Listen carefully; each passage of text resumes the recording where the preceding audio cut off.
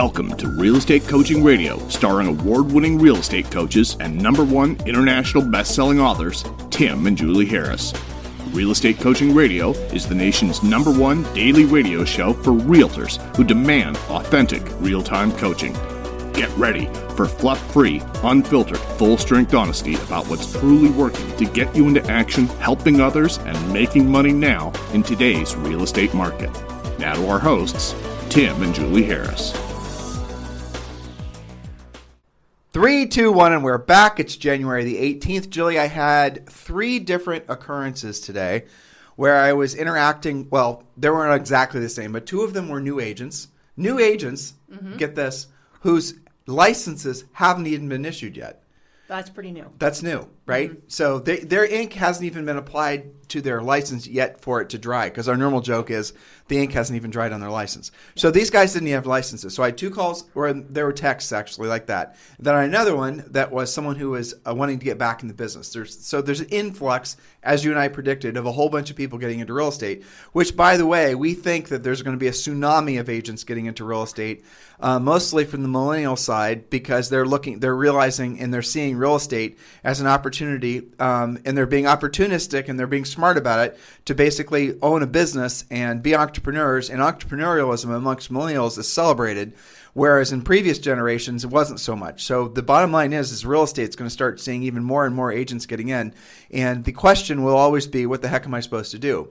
And unfortunately, what most of them will fall prey of and believe is true is they're going to hear the same mishmash. Join a team, buy leads, do this, do the other thing. In other words, they're never going to actually learn how to be successful selling real estate. No one's ever going to slow them down and teach them the real, essentially the real work of real estate. They're all supposed to pick up those skills through osmosis. Now, there is something to be said for learning while you're earning, and we're all about that.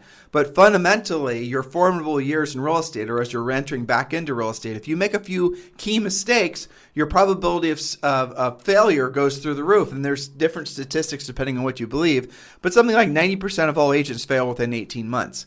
And so in our belief and the way we coach and train people is that we believe that the reason that most people fail is because they never actually had the foundation to build a successful business. In other words, their initial efforts in real estate were spent doing shiny object type things, were spent doing things that wouldn't have resulted in them being able to have a sustainable long-term business plan. Can you relate?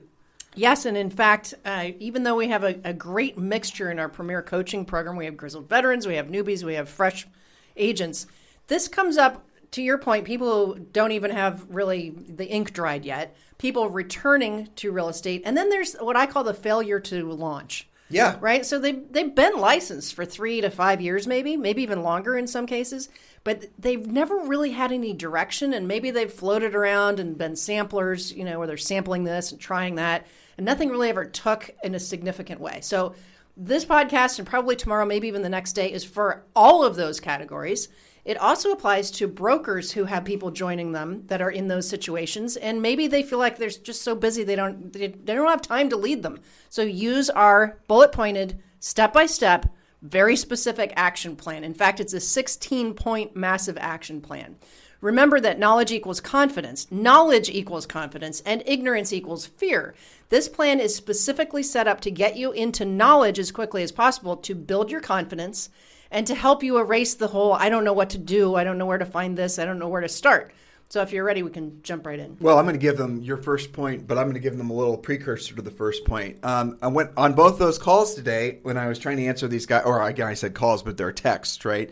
I was telling both of them, and I'm going to suggest this to you all as well. Definitely go get our book, Harris Rules.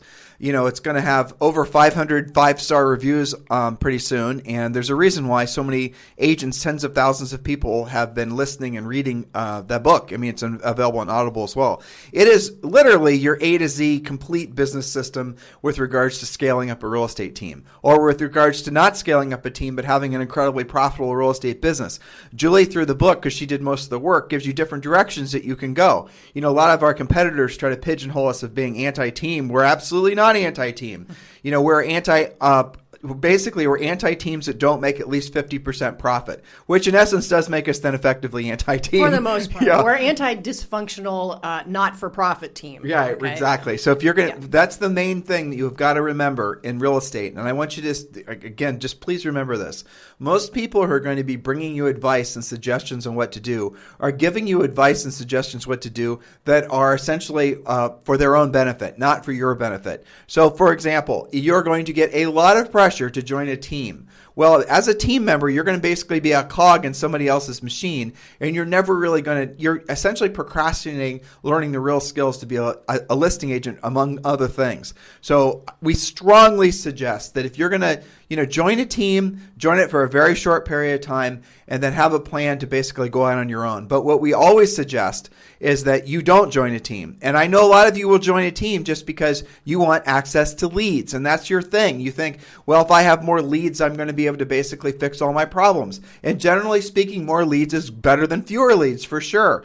But here's where the fallacy is in that logic. If you don't know how to pre-qualify, if you don't know how to present, if you don't know how to close, if you don't know how to negotiate, more leads is not your problem. Your problem is skills.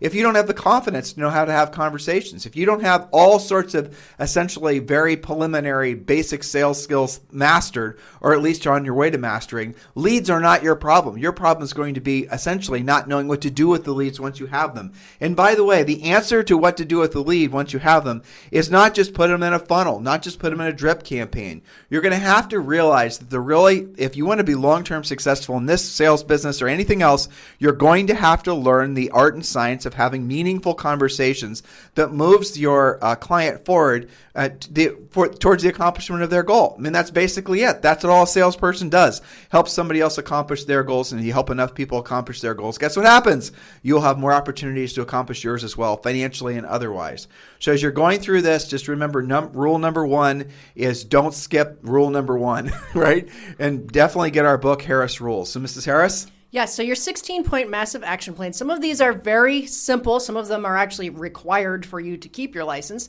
So some of these will go by fairly quickly, and you want to put a star next to things that you've got to get done, and I would highly recommend that you put a date by which you will do this. So don't take all year to do 16 points. This should take probably 30 days or less. So point number one, complete your required post-licensing CE continuing ed credit, or some places it's called qualifying education, before it's too late. If you haven't done it yet, schedule it so it's one less thing to worry about.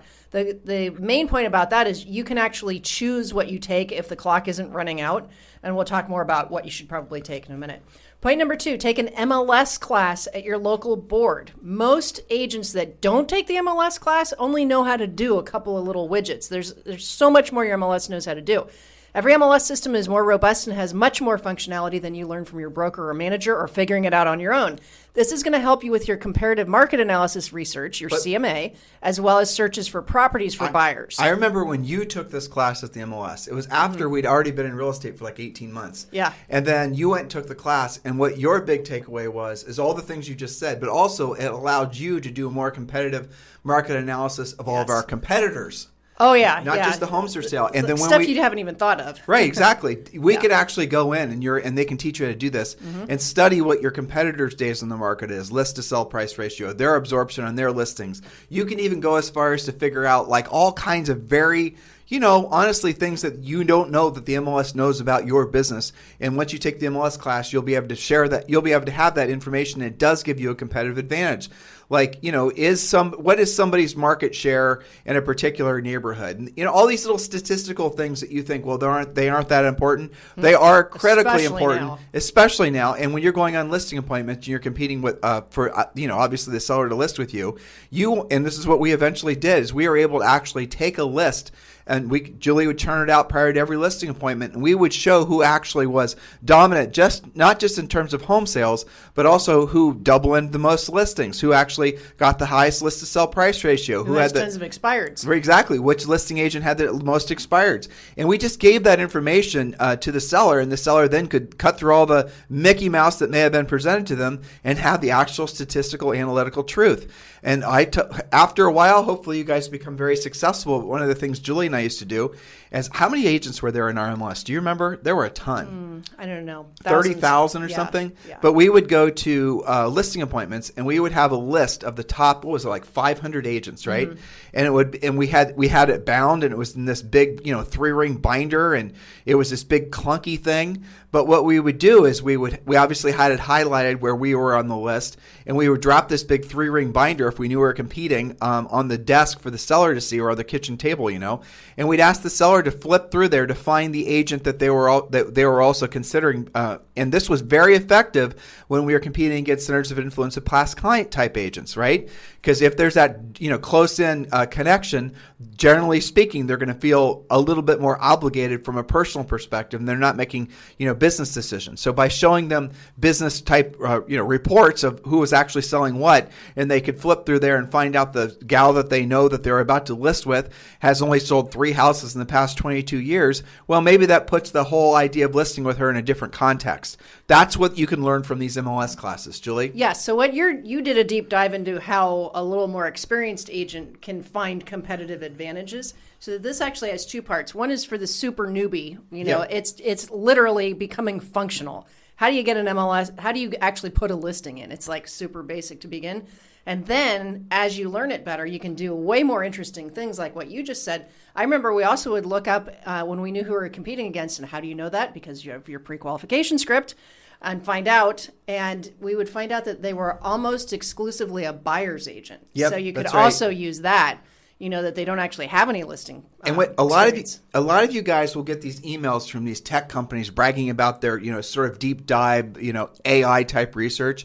All they're doing is scraping MLS information and repackaging it and selling it back to you. All these companies that sell you these turnkey MLSs with these fancy graphs and everything, do you realize that your MLS itself probably has that exact software that you can be using for your own CMAs, and you don't need to use third-party vendors to do CMAs? Your MLS is really unbelievably cool with the different types of services and education you could obtain there. You just have to go there. You have to take the time.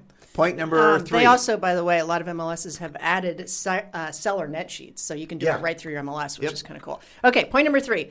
Related to that, take a contracts class from your board of realtors or from your brokerage. It's not worth risking your new license over rookie mistakes. So actually know contracts have gotten way more complicated. Know what you're doing. Well, but the way that works nowadays is most brokerages like eXp Realty and whatnot, you're using a DocuSign type contract deal. But you should know what it actually means. Oh, yeah. Well, it's because you have to know what it means because, it's called being competent. There's that.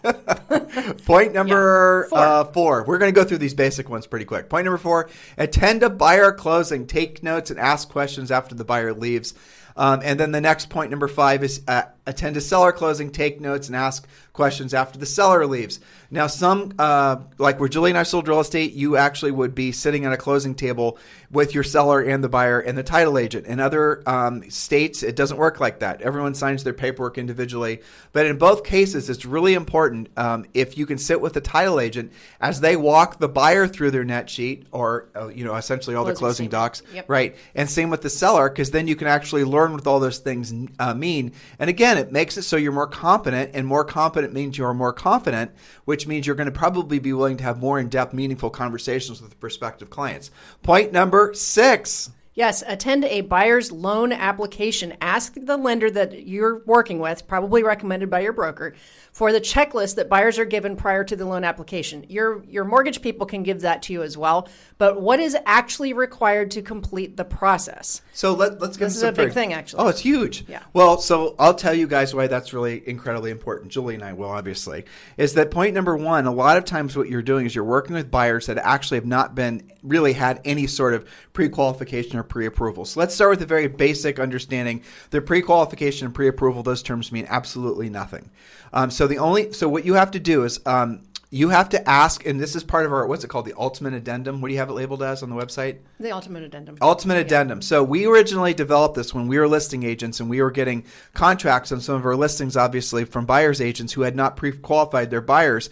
And actually, they thought they had, and the lender had turned out some sort of garbage, desktop publishing lender's letter. And so we essentially got burned on a lot of these deals where the buyer turned out hadn't even actually applied for the loan. They called up some lender, and the lender just essentially sent them a quick letter saying, Bob and Susan are pre-qualified for this mortgage up to whatever the amount was. But then, we didn't know that essentially all the things that hadn't actually been discovered about that borrower's ability to borrow. So we created this thing called the ultimate addendum. And what we did is every time we, as listing agents, we'd also use it as a checklist on the buyer side, obviously. But as listing agents, when we get contracts, we'd immediately sent that form back, and we would say, we need a lender's letter from you within 48 hours. And the lender's letter basically has to validate all these things. And here are just some of the things, right? Ready for this, listeners? Verification of employment. Now you say, well, that's a big deal. No. Has the verification actually been done? Has there actually been a form that went to the employer and came back and said this person's had this job? Verification of assets to close. That would be actually, and are those assets seasoned? So that would be essentially banking statements, banking information. And here's the other one. This one's very classic for lenders not to ever do until the last minute. So it would be a 3-merge credit report. Have they checked with Experian, TransUnion, and Equifax? Do you know what the combined credit score is? You can have 2 credit scores and 2 of the reporting places be fantastic and one be terrible, and that one terrible one's going to basically screw up their ability to borrow money. You've got to understand that the lender is trained and coached. This is how it actually works, and not by us, to do no work on the file until the buyer's actually in contract. So it's worse than that. They don't do it until they're through the inspection period, which is usually 17 to 20 days. And some of them will also wait for the appraisal to come back. And appraisals are very delayed right now. Yep. This is the exact reason why underwriting, which happens at the 11th hour, that's when they gather all this stuff up typically. That's why you guys get calls, an hour before closing, 2 days before closing, where, guess what? We discovered in underwriting. Well, their credit is dropped by 40 points because they went and financed something because that screwed up their ratios, or we didn't verify something. So what we recommend, first of all, you've got to know what it takes to get a loan. And there's like 10 other things too, by the way. We have this ultimate addendum. We've done podcasts on that. We have. But the real takeaway that all of you have to understand is understand that not all, obviously, lenders are the same. And all lenders are going to basically procrastinate doing any real work on the file until you've wasted 1,000 Sundays showing houses, until the appraisals until the inspections have been done. Sometimes, like Julie said, until the appraisal's been done. Because remember, the appraisal costs the borrower something, usually, and the seller's going to also, and the home inspection is going to cost the borrower something. So the idea is that the borrower is already going to be out $1,000 or whatever, so they might as well basically do whatever it takes to close, but they might not have the ability to close. There's so many little nuanced things that in lending nowadays can really stymie a borrower's ability to, purchase a house. And we make fun of ourselves about all the dumb things that we screwed up our first year. Mm-hmm. Like, for example, I won't even bore you with all the details, but anyone who's been in the business as long as we have, you've generally speaking had to learn on the job too. Yeah, similar stories. But that's why we do these podcasts, why we have coaching. Right. And so for all of you guys who are thinking about essentially you're looking for a broker to sponsor, you're looking for a broker to move to that's going to be more in line with the values and the business owner and the person you want to be, I would strongly encourage you to look into eXp Realty. And yes, of course, Julie and I are associated with eXp Realty. We'd love to talk with you about us sponsoring you at eXp Realty and you becoming part of our eXp Realty family. If you'd like to talk directly with us, if you're ready to join eXp, text me directly at 512-758-0206. You would have Tim and Julie Harris as your own personal sponsor at eXp Realty. So sponsor us directly.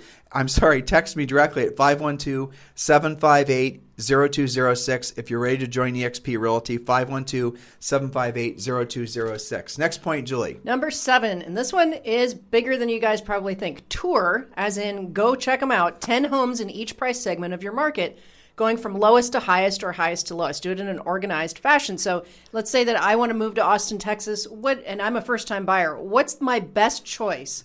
If I can only go to, say, $450,000, what do I get? What are my options? Then you bump it up to maybe $450,000 to $600,000. Why is this? We have seen, after many, many coaching calls and just knowing all of you guys, most agents get real uncomfortable showing anything higher priced than what they're actually living in, or different than their neighborhood, or condos versus houses, or luxury versus not. So the more you're familiar with, the more likely you are to say, yes, it would be my pleasure to help you with that. In fact, I showed a house yesterday that meets your exact criteria. Most people know their parents' house or what they grew up in, their best friend's house, and, maybe a couple open houses. They're just not that familiar. So you're going to be less likely to say yes. Now, I want to take a little pause here, and I want to point out that nowhere in what we've told you so far, and by the way, nowhere in the following points are we going to tell you to buy leads. Nope. Nowhere are we going to tell you to buy buyer leads. Nowhere are we telling you to basically work on your branding or your logo or your website or trying to make yourself the mayor of the town or believing that a bunch of YouTube videos are going to get you leads. I want to be very, very clear about that. So look, you could be the best social marketer genius there ever was. And you might be able to essentially have a lot of people watch your videos and consume your content. And by the way, and in itself, that actually might create revenue for you if you're really, really good at it. But for the most part, you are deluding yourself to believe that you're actually going to generate meaningful amounts of closable transactions from all of that stuff. And we've told you guys this a million times, and hopefully Julie can remember the statistics better than me, but I'll set up the scenario, and Julie, you can throw in the numbers, okay? All right, so let's say you had to hire a roofer today to fix the roof on your garage. For whatever reason, the roof on the garage is leaking. The process in which you're going to go about choosing who to hire is the same one that everyone goes through. And by the way, guys, this is proven absolute, essentially research for generations about how people go about making buying decisions. You operate like this. So just hear us through. So the first thing you're going to do is you're going to say, well, who do I know? Do I actually know a roofer that I trust that I could hire for the job of fixing that roof? And if you don't, then what you're going to do is you're going to move on to the second thing that most people do when making decisions in who they're going to hire, and sometimes even what they're going to buy.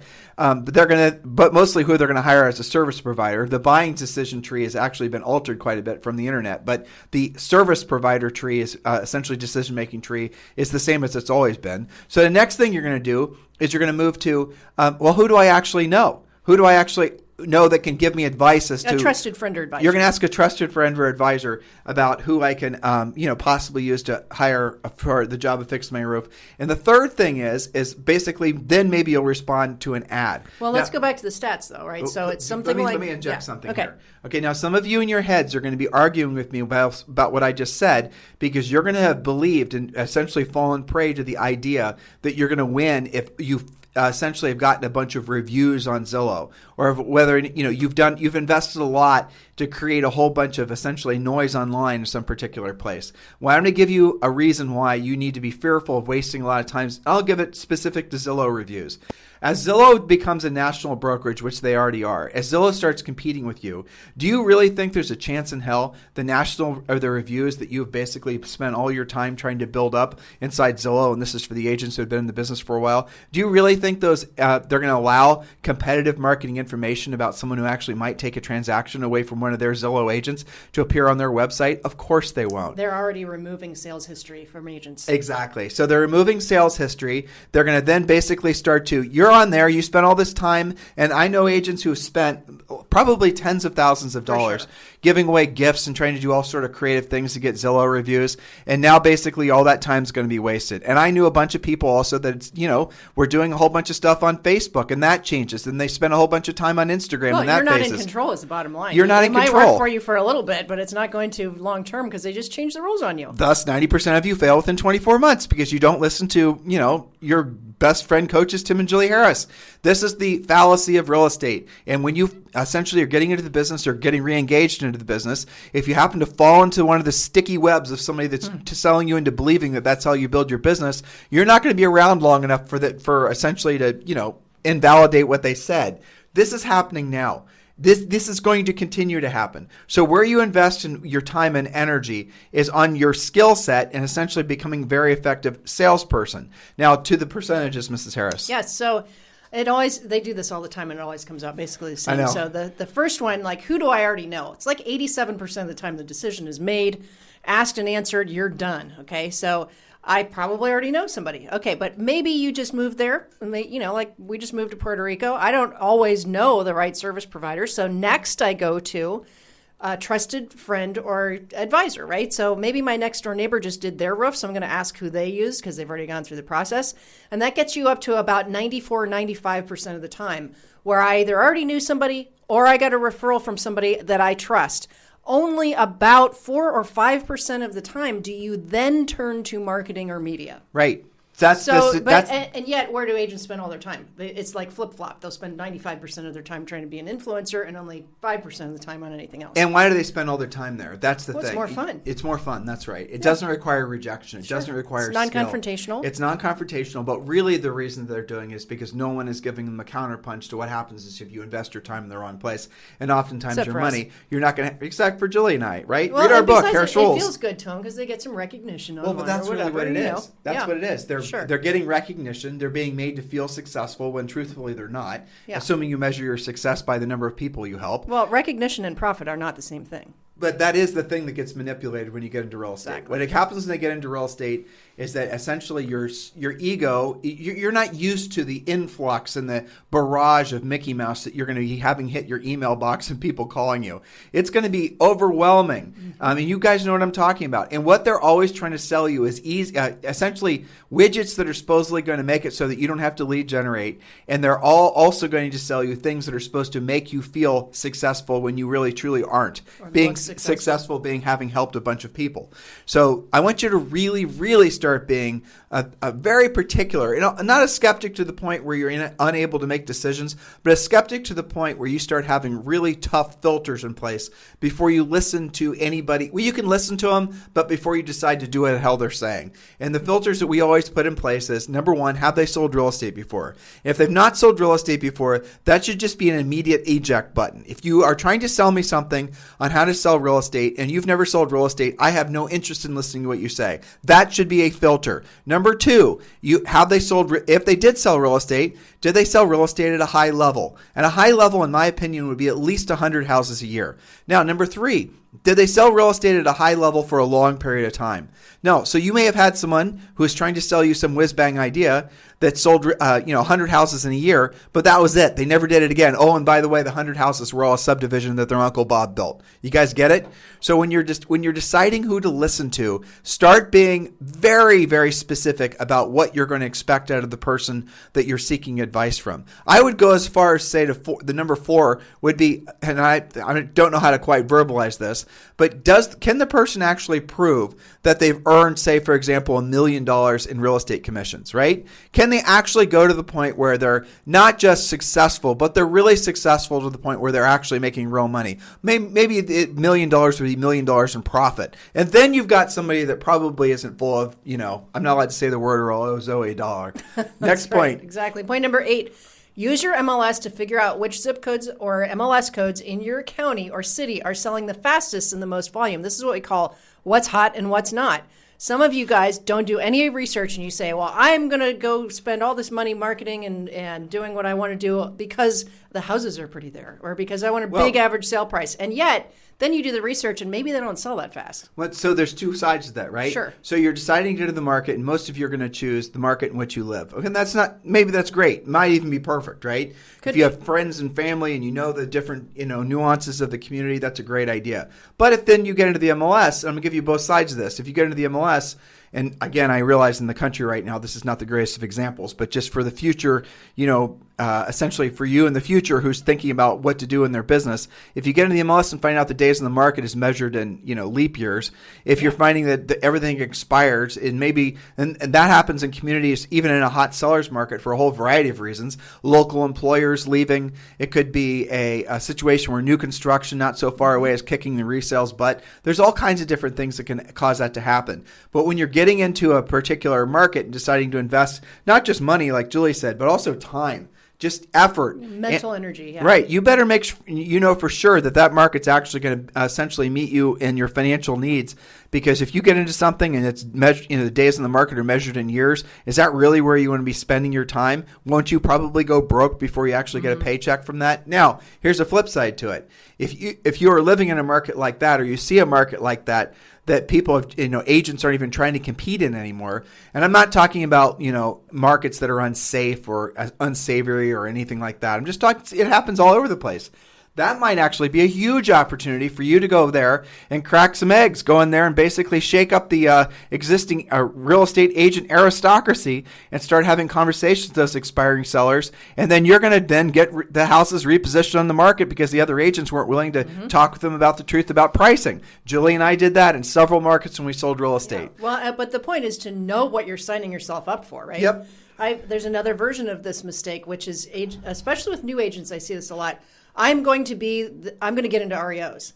And then I do a search in their zip code, and there's no pre-foreclosures in what they think that they're going to go after. And they could have spent so much time and money when it wasn't them. It's just there's nothing to be had in that zone where they're looking. So just know what you're getting into. If you guys want to know how to really have an unfair advantage and get your unfair share, and not just real estate, but anything in life, the way ultimately you win isn't just basically, buying leads and all the other things that people will tell you.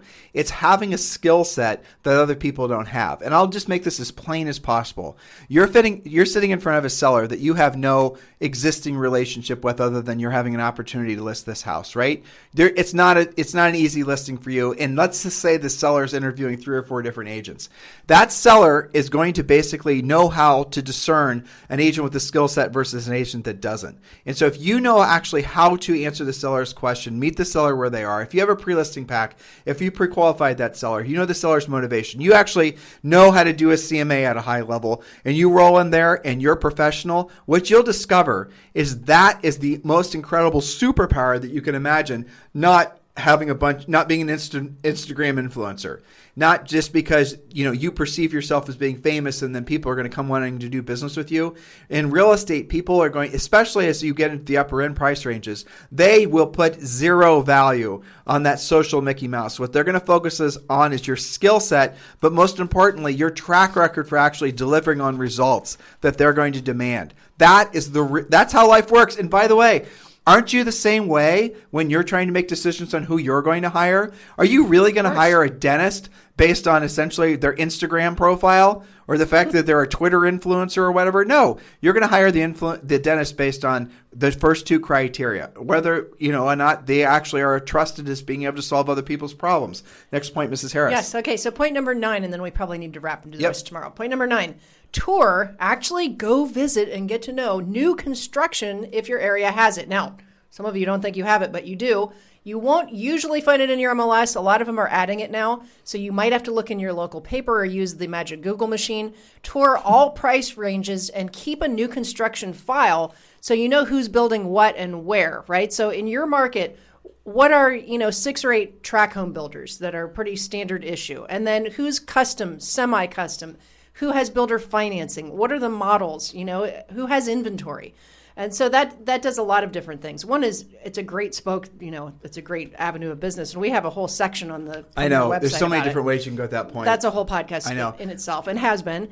But also to find stuff for your buyers that you can't find anything for, go to new construction. Is my favorite solution to nothing in the MLS for my buyer. Well, and so you don't have tract homes in your immediate area, no big developers, and that's going to be true with a lot of the more expensive areas in particular.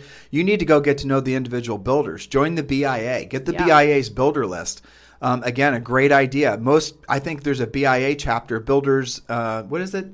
Build something. I can't remember. Independent Association, something like that. I think it is that. But Google it. And then you'll discover that you can get this list, essentially their Rolodex, and start calling the builders and ask if they're planning on speccing anything or if they've got anything that they're building or any lots that they want to build on, and start to get to know all the builders. And in these, at least the directories I've seen before, they actually segment the builders based on the areas of town in which they build in. And the price range they build in, how many homes they build a year. It's a great resource.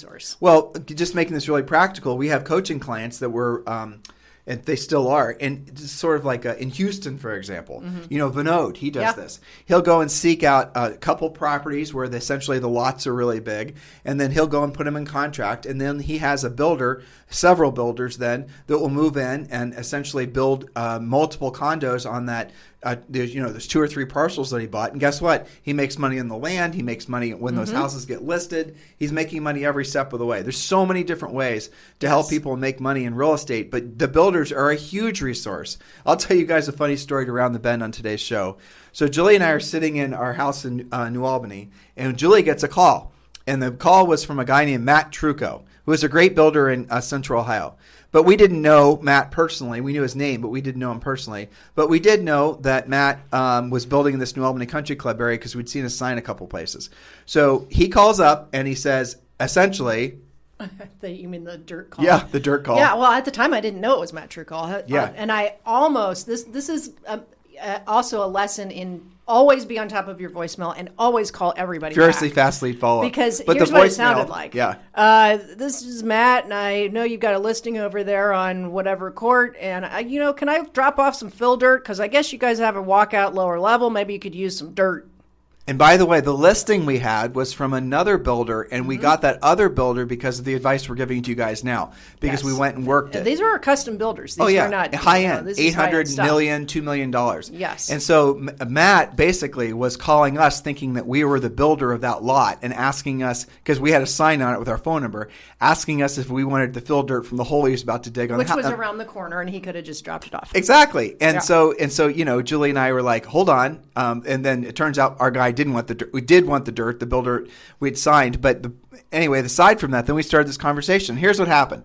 Not only did Matt end up listing the one that he was digging the hole for, but he listed another one that he was going to spec on with us. And then he listed one he had listed with the, essentially in, where was it? It was in Powell. Yeah, another area of town. So this is what custom builders do. That was $750,000. Yeah. And then, like maybe a year and a half later, he listed 73 condos with us. Yes, because of a dirt call, which I almost deleted. Okay, so here's the thing: you wouldn't have found him in the MLS. Maybe something would have expired, but probably not.